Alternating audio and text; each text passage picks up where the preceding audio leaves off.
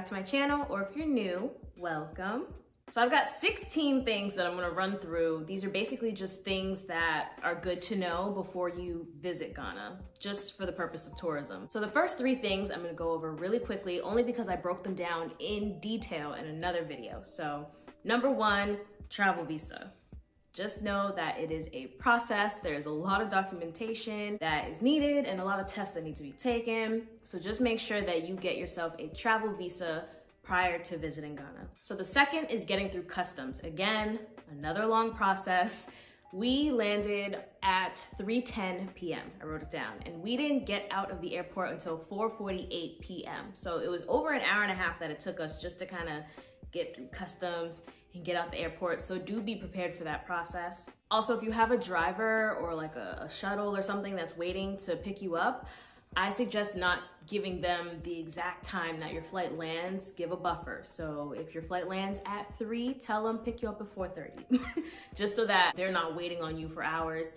And also, you know, you don't want them to potentially leave you thinking that you're a no-show. So add that buffer in. And then the third thing is just the process of flying back home after you've been in Ghana. Now, I do have to use coded language here because YouTube is real sensitive when it comes to talking about, you know, the little panini sandwich that we're still currently in 2022. Basically, there are certain exams that need to be taken prior to you boarding the plane. And, you know, on these exams, you need to pass with flying negative colors. Either take that a day or so before your flight, or if you're gonna be risque like me and my boyfriend were, take it the day of your flight and just give yourself at least 6 or so hours before your flight so that you can get your score before your flight.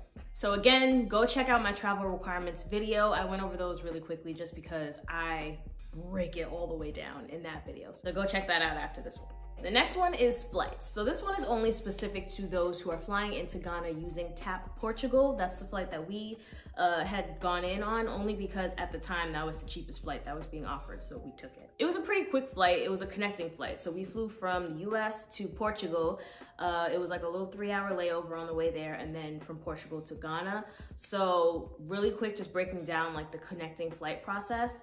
It was very smooth. Like, we landed in Portugal and there wasn't really much, like there was no checkpoints. No one really asked for anything. It was literally like you get off the plane and it's just like, go.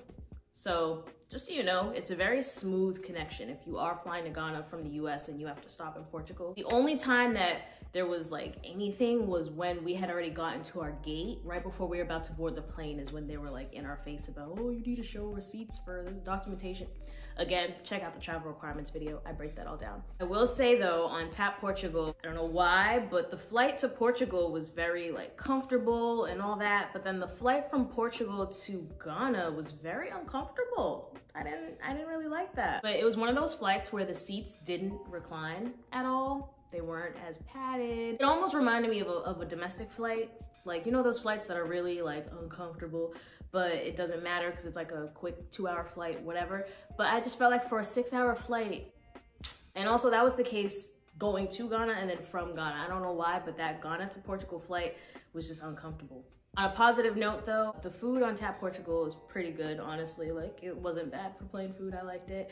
And also TAP Portugal lands their planes very nicely. I don't know if they've got some kind of protocol with the pilots, but like all their flights are very, very smooth. So again, if you're flying to Ghana, I suggest TAP Portugal. I think it's a good flight. Next, know your conversion rates. For us coming from the States, $1 US was equivalent to 6 cedis.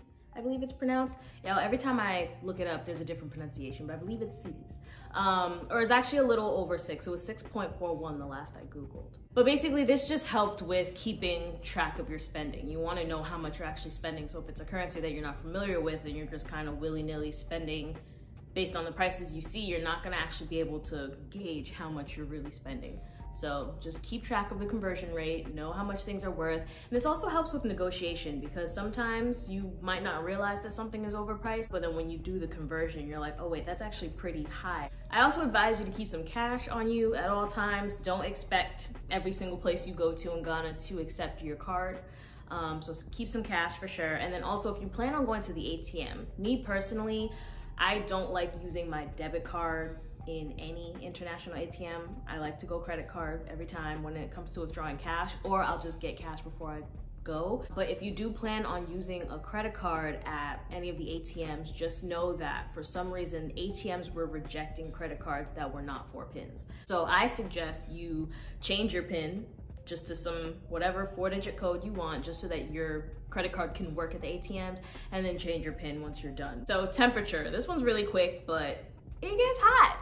Yeah, it gets very hot. One thing I will say though, coming from Boston, I feel like Boston or just New England temperatures, it's either ice cold or gross hot. And Ghana wasn't gross hot, which I appreciate. So what I mean by that is in Boston, it gets like this like muggy, like humid, thick air, just hot. It's just gross, like you feel sticky. And in Ghana, I feel like it got very hot. Like you felt the sun beaming on you, but like the air was still like, you know, like the air was very just dry, I guess is how to explain it. Like it wasn't that sticky hot. It was just hot, but it wasn't gross. So yeah, bring sunscreen, dress accordingly. I personally liked having like the long sleeve but thin clothes, because it almost felt like the long sleeve was protecting my skin from the sun, but then it was like that thin, like breathing material, so it was still comfy to have.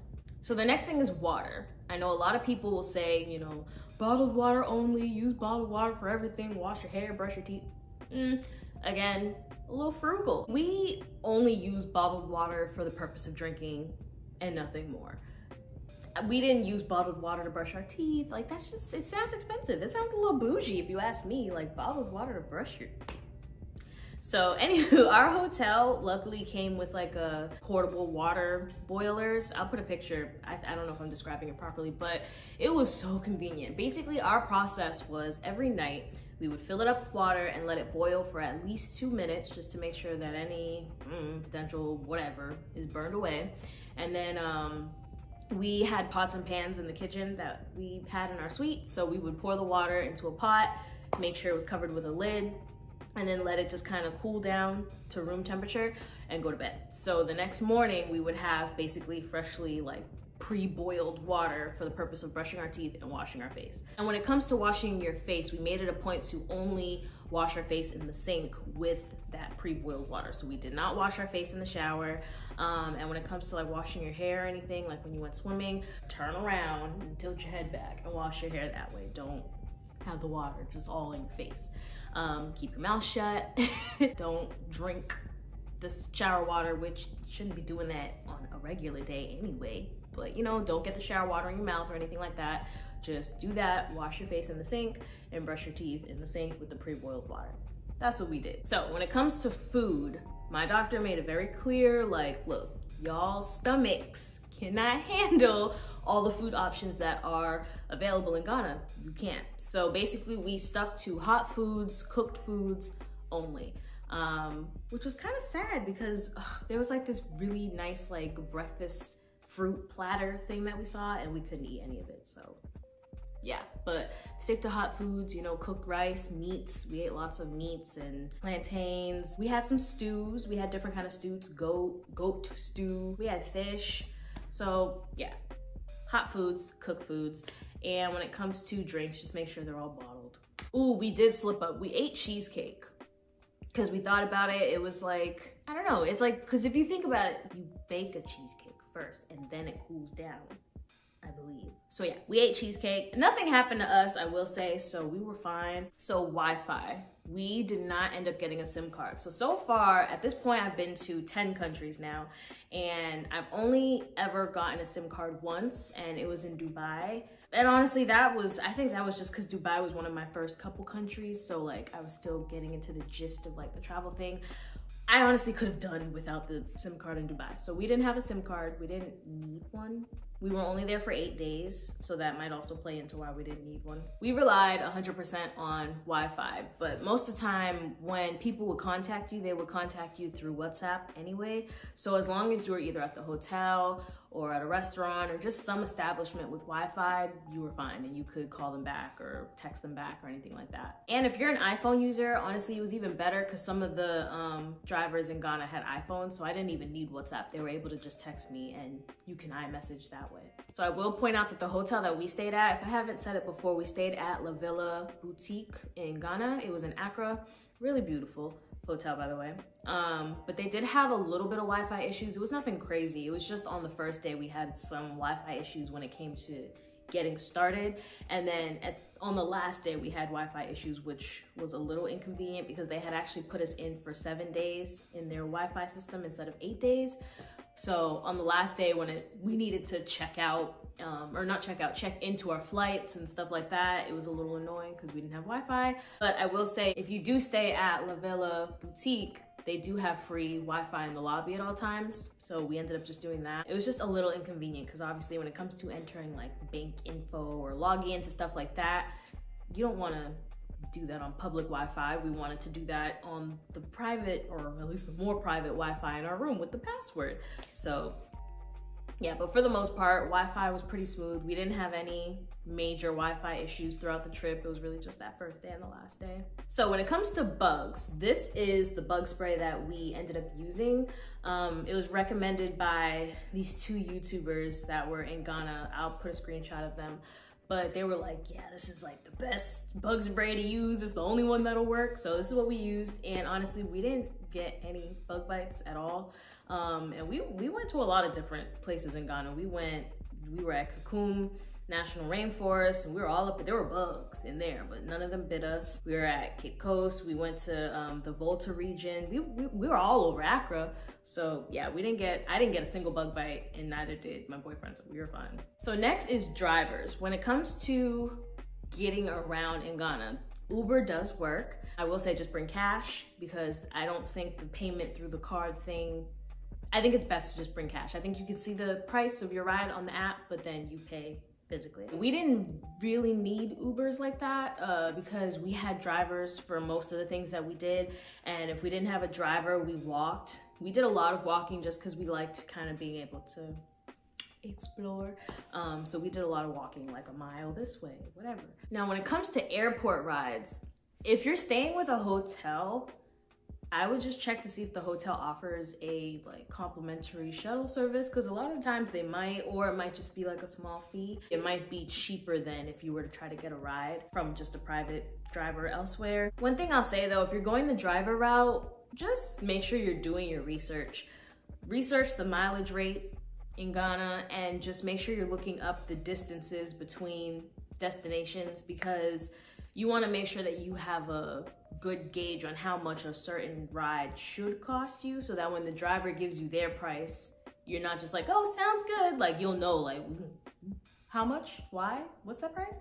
You know, negotiate. Everything's up for negotiation in Ghana. Ooh, I love me some negotiation. So just be aware of the mileage rates and the distances. And then obviously, I'm sure the driver has like a fee for the fact that they're driving you, convenience, whatever, but still, it shouldn't be like an arm and a leg to take you 5 minutes down the road. So I think some good places to find drivers would be TripAdvisor, and also I believe it's Viator, it's pronounced. I'll put it on the screen, but they are owned by TripAdvisor, I believe. I had some hit or miss drivers that we didn't ever actually end up booking a private driver on this trip. We ended up just doing excursions that came with drivers, because we tried to do the whole book a private driver to take us wherever we wanted throughout the 8 days, but their prices were just ridiculous. I was like, yeah, I'm good.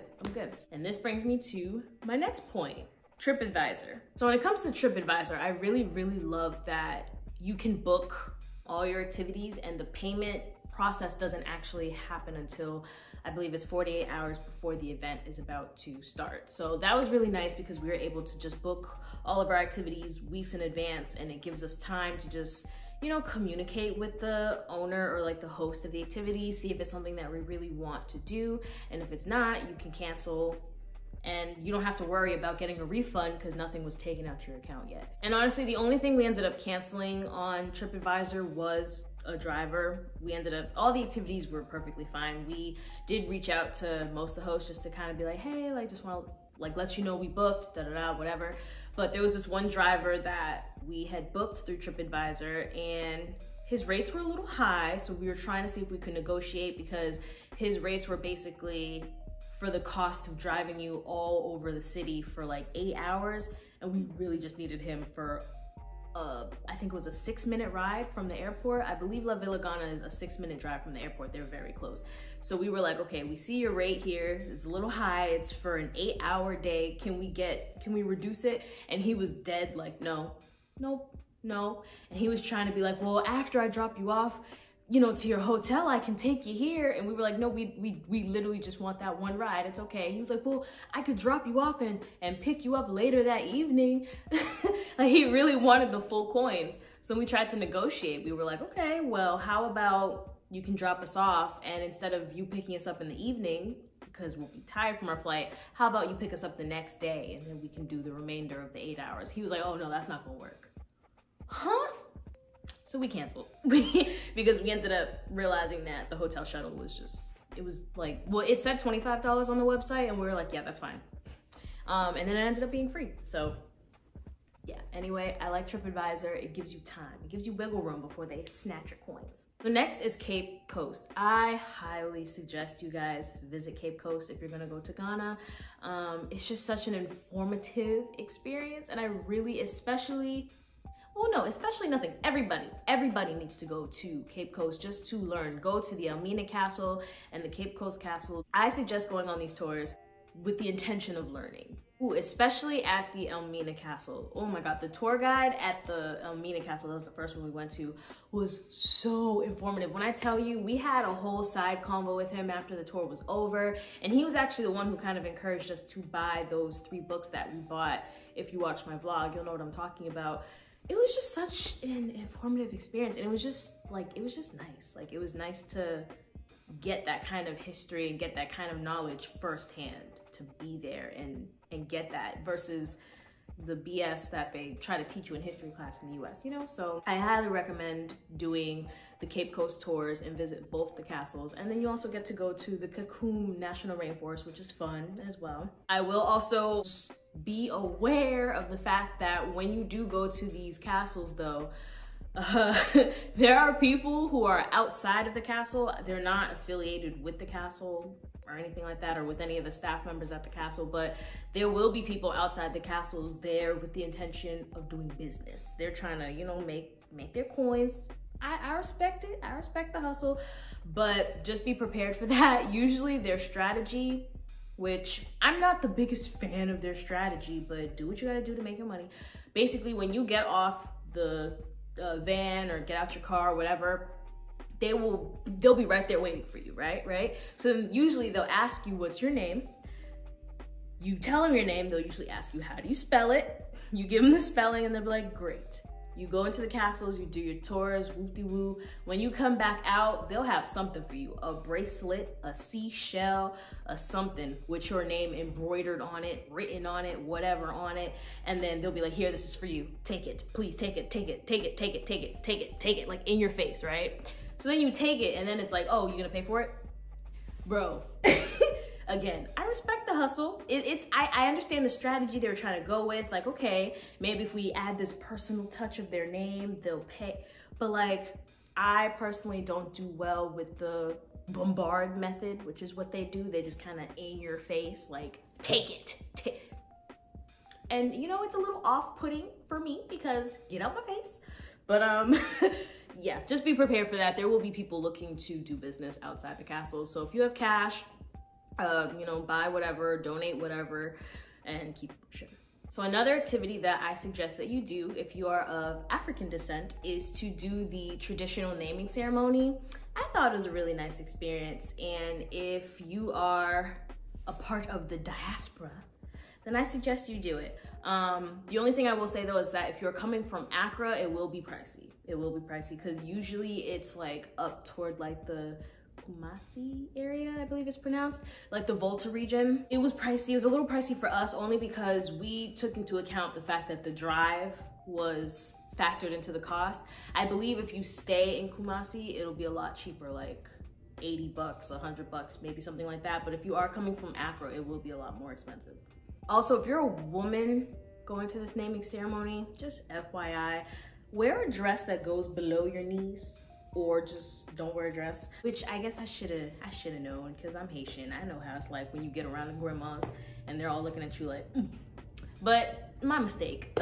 I had like kind of like a flowy dress on. It was literally like a non-form fitting dress. It just went straight down. It was like loose because it was really hot that day. And the dress just went a little bit above the knee. And when I tell you, I walked into the village and I felt like, I don't know, I just felt like I walked into like a whole bunch of Gamun's house. If you're Haitian, you know what I mean? And they're all just looking at you like, because your clothes are too skimpy. That's how I felt. And immediately, one of them came up and brought me like a fabric to tie around my waist. So at first I thought it was like a nice little, oh, that's sweet, look at him giving me fabric. But then he kind of said in my ear like, yeah, your skirt's too short. I was like, ah, okay, sorry. So FYI. Next is a travel adapter. Bring one. You're gonna regret it if you don't. Luckily at La Villa Boutique, they had a combination, they had all kinds of outlets in that room, honestly. They had the outlets that are in Spain, where it's just like the 2 dots, which I thought was interesting.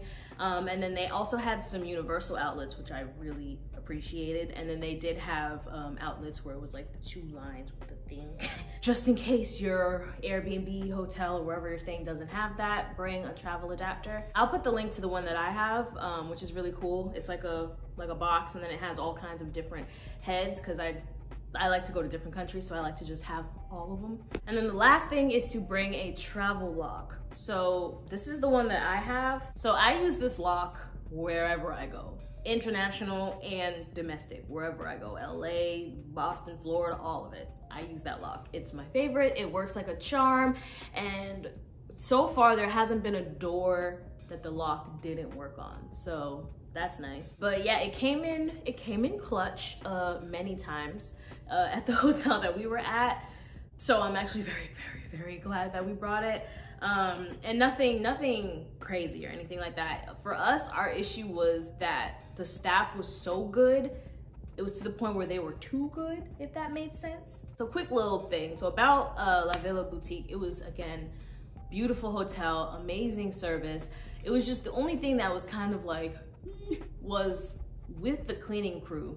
They do their job so amazingly well to the point where it was almost like you don't have to do that much. So for me personally, this is literally just my personal preference. I actually don't like, whether I'm at an Airbnb, a hotel, well, specifically Airbnb for sure, not Airbnb, but like usually for hotels, I don't like when people are coming into my room when I'm not there, or even when I am there, when all my stuff is just out willy-nilly. Like I usually, whenever I go to hotels, always put the don't clean thing up, and they can just clean at the end when I leave. I also do that because I'm not a messy person. I always clean up after myself. But with the cleaning staff in Ghana, they had the thing that you could put on the door to be like, clean please, or just don't put it on the door if you don't want cleaning service.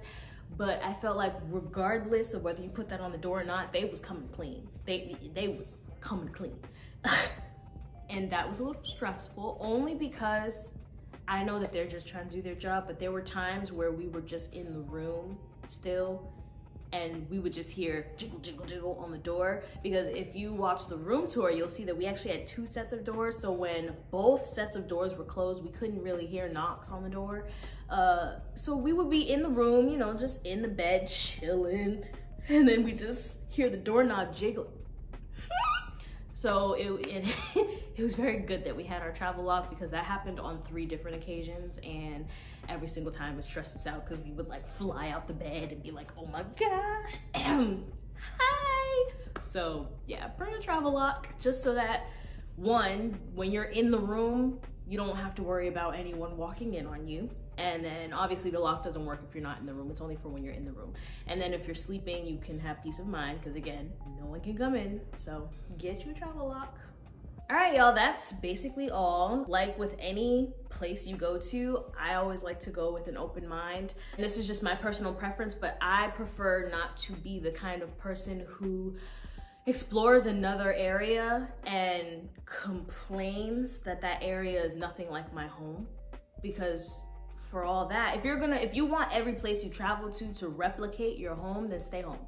That's how I see things. So, you know, again, when it comes to going to any other place outside of Boston or outside the US, I go with an open mind and I go with the intention of exploring another culture. And you don't get that in Ghana. You're gonna get the food, you're gonna get the looks, you're gonna get the weather. It's all kinds of just different experiences, and it's really nice. And I'm definitely gonna go back, and I think y'all should too. So I hope this video helps, and I'll see you later.